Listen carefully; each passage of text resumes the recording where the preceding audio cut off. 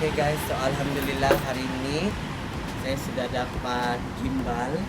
So harga dia cuma 270 saja. Jadi sekarang ni saya mau buka lah. Okay. Macam mana mau buka dia ni?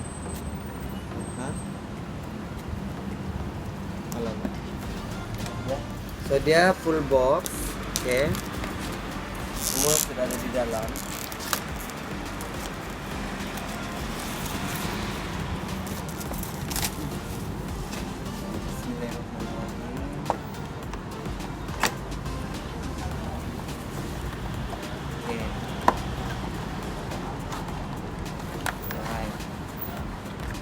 So ini dia punya booklet.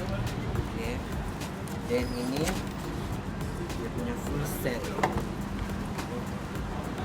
Okay.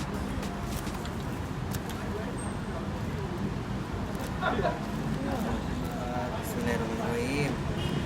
Wow. Okay, kita on dulu ya. On dulu. Alright. Okay. Ini saya beli dari GS Gadget. Okay, so kalau kamu mau order, boleh order dekat GS Gadget saja, area Kota Kinabalu. Okay. Kenapa dia bergerak?